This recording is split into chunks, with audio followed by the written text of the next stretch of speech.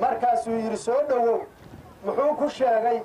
toddobada ilaahay masaa'ibta iyo aafaadka uu uga celiyo ardada ayuu ka mid yahay buu yidhi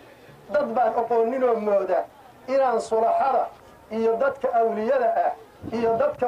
mashaa'ikhda hadda aan siyaaranaynaa ka mid yihiin masaa'ibta in ilaahay sababtooda uga celiyo dadka dad badan baan ogayn oon ka warhayn waxaa u geynahaya axaadiista rasuulkaysan ka warhayn calayhi salaatu wasalaam xaqiiqada shareecada islaamka oo dhan baysan ka warhayn dadka noocaasa haddaad marba silkigooda gasho oo aad faraqa qabsato haddaan ictiqaad xuba ku gelin wax kuu dhimani ma jiraan kelimadaan in badan baa hadda la soo maray inaan hadda ku celcelinno waxba hadda aan kuga sii sugnaa waadna wada oqoonsan tihiin laakiin hal meel baan idin tilmaamaya ilaahay cadad buu idin siiyey ilaahay quwad buuna siiyey ilaahay maal buuna siiyey dacfi aan ilaahayna gelin inaan isgelinno ma rabno waad og tihiin wixii nooga dhacay meesha la yidhaahdo baraawe wixii nooga dhacay dulli ka weyn oo na soo qaabili lahaa haba yaraatee ma jiro dulli ka weyn oo na soo qaabili lahaa ma jiro sheekh cabdiraxiim baa noogu xigi lahaa cid kaleeta nooguma xigteen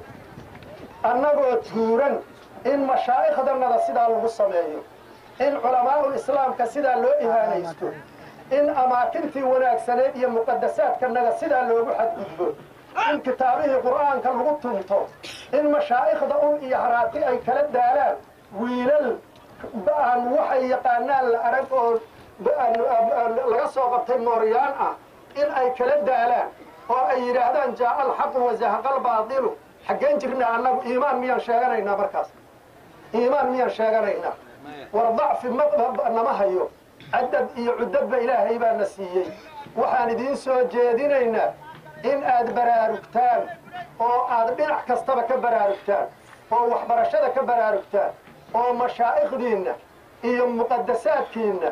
iyo shacaa'irtiinna diiniga ah inaad difaacdaan iyo caqiidadiinna saliimka ah inaad difaacdaan ilaa aakhir qatra min dimaa'ikum inaad u istaagtaan ilaahay baan idinku dhaarinaynaa idiin soo jeedinayna wax noo dhiman oo kale ma jiraan nidaamkanaga waa haysannaa cid aan baryayno lama arko waxaa la yidhaha qabiilna inaanu ka dhex baxno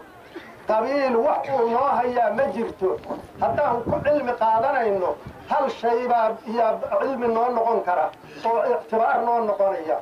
iska daa wax kale eh kuwa bidcada ah oo aan diinba lahayn qabiil inta ka tageen oo ogaadeen inaysan qabiil maslaxadooda ku gaari karin yaa ayaga kaliya isku xirmeen war min raas kambooni ilaa raas casayr waxaan haysannaa shacbiga soomaaliya boqolkiiba 99 waa ahlu dariiqa boqolkiiba 99 waa ahlu sunna waljamaaca maxaa noo diidaya inaan caqiidadanada isugu xiranno maxaa noo diidaya in aan ummadda kaleeto oo riximnimada aan ku qadarinno oo aan sidooda kale u waxayno laakiin muqadasaadkanaga gacantanaga iyo afkanaga iyo adinkanaga aan ku difaacno maxaa noo diidaya wax noo diidayaa ma jiraan dawladda cid waxba ka baryi mayno